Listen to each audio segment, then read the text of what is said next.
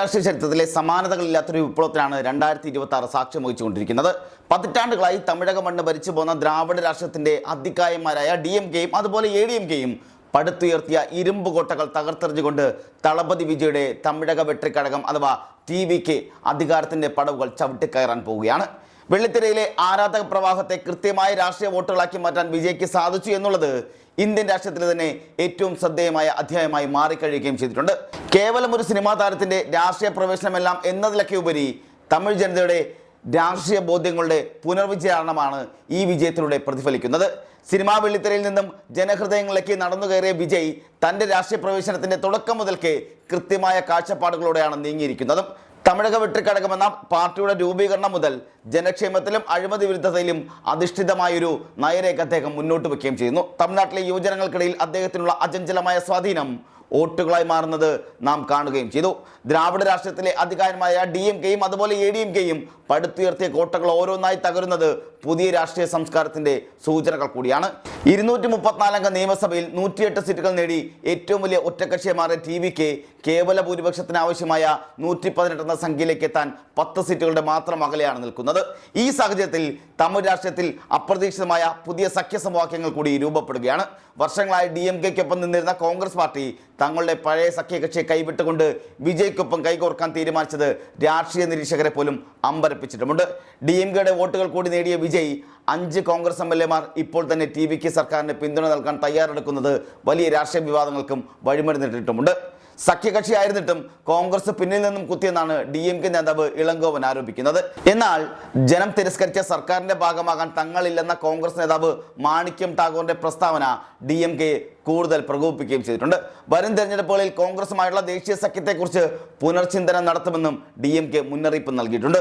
വിജയെ പിന്തുണയ്ക്കാൻ തയ്യാറാണെങ്കിലും BJPയുമായി യാതൊരു ബന്ധവും പാടില്ല എന്നുള്ളതാണ് കോൺഗ്രസിന്റെ പ്രധാന നിബന്ധന. സർക്കാർ ഉണ്ടാക്കാൻ BJPയുടെയോ NDA സഖ്യകക്ഷികളുടെ പിന്തുണ തേടരുത് എന്നുള്ള ഉപാധി വിജയ് അംഗീകരിക്കുകയാണെങ്കിൽ മാത്രമേ ഈ സഖ്യം മുന്നോട്ട് പോവുകയുള്ളൂ. പൂർണ്ണമായും മതനിരപേക്ഷ ചേരിയിൽ ഉറച്ചു നിൽക്കുമെന്ന ഉറപ്പിലാണ് ഹൈക്കമാൻഡ് ഈ നീക്കത്തിന് പച്ചക്കൊടി വീശിയിരിക്കുന്നത്. ഇതോടെ തമിഴ്നാട് രാഷ്ട്രീയത്തിൽ മുഖ്യമന്ത്രി MK സ്റ്റാലിനും വിജയും തമ്മിലുള്ള പോര് പുതിയ തലത്തിലേക്ക് കടക്കുക കൂടിയാണ്. AICC ജനറൽ സെക്രട്ടറി KC വേണുഗോപാലാണ് ഇക്കാര്യം മാധ്യമങ്ങളെ അറിയിച്ചിരിക്കുന്നത്.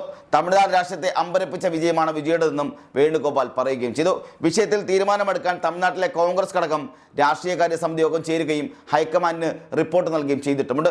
അതേസമയം തന്നെ രാഷ്ട്രീയ അനിശ്ചിതത്വങ്ങൾക്കെല്ലാം ഒടുവിൽ AIADMKയിൽ ഉണ്ടായിട്ടുള്ള ആഭ്യന്തര ഭിന്നത വിജയുടെ വലിയ ആശ്വാസം ഉണ്ടാവുകയാണ്, അല്ലെങ്കിൽ വിജയ്ക്ക് വലിയ ആശ്വാസം ഉണ്ടാക്കുകയാണ്. പാർട്ടിയുടെ 2/3 ഭാഗം MLAമാരും വിജയുടെ TVK പിന്തുണയ്ക്കണമെന്ന ആവശ്യവുമായി രംഗത്തെത്തിയിട്ടുമുണ്ട്. മുതിർന്ന നേതാവും രാജ്യസഭാ നേതാവുമായ അല്ലെങ്കിൽ അംഗവുമായ CV ഷൺമുഖത്തിന്റെ ചെന്നൈയിലെ ഓഫീസിൽ 35ഓളം MLAമാർ ഒത്തുകൂടിയതുള്ള വിവരങ്ങളും പുറത്തു വരുന്നുണ്ട്. TVKയുമായി സഖ്യത്തിലേർപ്പെടാൻ പാർട്ടി ജനറൽ സെക്രട്ടറി എടപ്പാടി പളനിസ്വാമിക്ക് മേൽ ഇവർ സമ്മർദ്ദം ചെലുത്തിയേക്കാം എന്നുള്ളതും പുറത്തു വരുന്ന സൂചനകളിൽ നിന്നും മനസ്സിലാക്കുന്നുണ്ട്. ദ്രാവിഡ രാഷ്ട്രീയത്തിൽ പുതിയൊരു ശക്തിയായി വിജയ് മാറിയത് ഉൾക്കൊള്ളണമെന്നാണ് ഇവരുടെ വാദം എന്ന് പറയുന്നത്.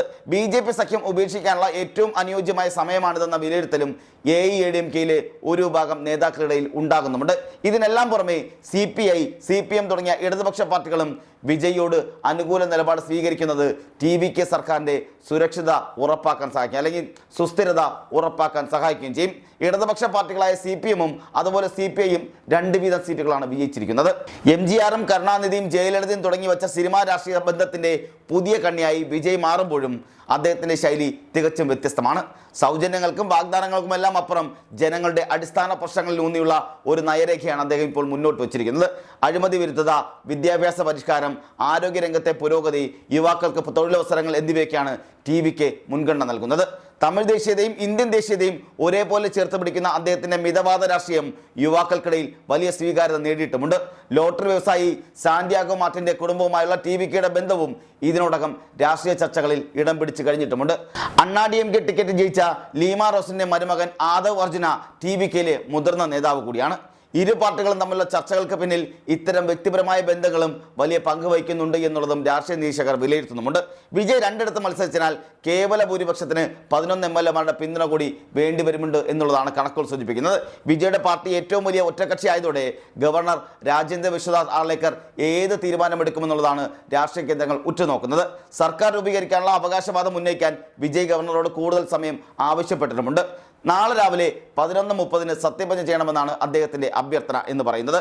മെയ് 7 വിജയ് തമിഴ്നാട് മുഖ്യമന്ത്രിയായി സത്യപ്രതിജ്ഞ ചെയ്ത് അധികാരമേൽക്കുമെന്നുള്ളതാണ് പുറത്തു വരുന്ന റിപ്പോർട്ടുകളെല്ലാം.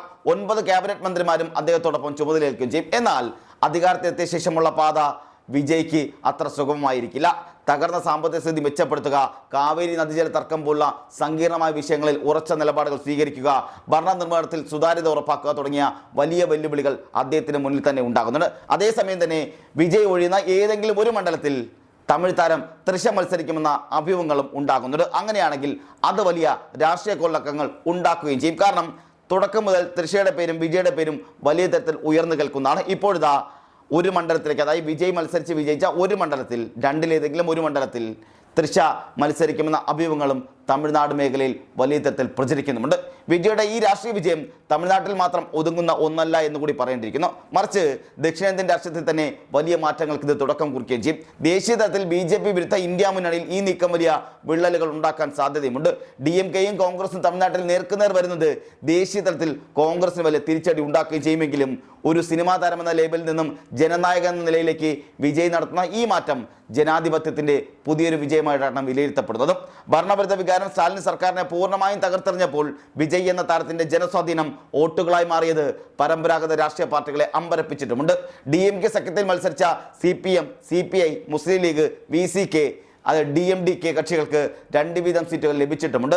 ഇവർ കൂടി പിന്തുണച്ചാൽ വിജയ്ക്ക് വലിയ പ്രതിസന്ധികളില്ലാതെ മുന്നോട്ട് പോകാം. എന്നാൽ മുസ്ലിം ലീഗ് പിന്തുണയ്ക്കില്ല എന്ന് ഇതിനോടൊപ്പം തന്നെ അറിയിച്ചിട്ടുണ്ട്. കാരണം അവർ പറയുന്നത് ഞങ്ങൾ എല്ലാ കാലവും നിന്നത് DMKക്കൊപ്പമാണ്. അത് വീഴ്ചയുണ്ടായാലും തകർച്ചയുണ്ടായാലും വിജയമുണ്ടായാലും ഞങ്ങൾ DMKക്കൊപ്പം മാത്രമേ നിൽക്കുകയുള്ളൂ എന്ന് മുസ്ലിം ലീഗ് നിലപാട് അറിയിച്ചിട്ടുമുണ്ട്.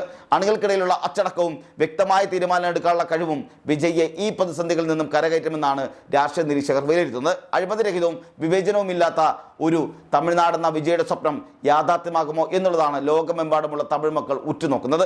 രാഷ്ട്രീയ മാറ്റങ്ങൾക്കായി ദാഹിച്ച ഒരു തലമുറയുടെ പ്രതിനിധിയായി വിജയ് അധികാരത്തിലേറുമ്പോൾ അത് തമിഴ് രാഷ്ട്രീയ ചരിത്രത്തിലെ പുതിയൊരു പുലരിയുടെ തുടക്കം കൂടിയാണ്. വരും വർഷങ്ങളിൽ തമിഴ് രാഷ്ട്രീയത്തിന്റെ ദിശ നിർണ്ണയിക്കുന്നതിൽ വിജയുടെ നേതൃത്വത്തിലുള്ള ഈ സഖ്യ സർക്കാർ നിർണായക പങ്കുവഹിക്കുമെന്ന കാര്യത്തിൽ യാതൊരു തർക്കവുമില്ല. ദ്രാവിഡ രാഷ്ട്രീയത്തിന് ബദലായി ഒരു മൂന്നാം ശക്തി ഉയർന്നു വരണമെന്ന തമിഴ് ജനതയുടെ ദീർഘകാല ആഗ്രഹത്തിനാണ് ഈ സഖ്യം ഇപ്പോൾ ജീവൻ നൽകിയിരിക്കുന്നത്.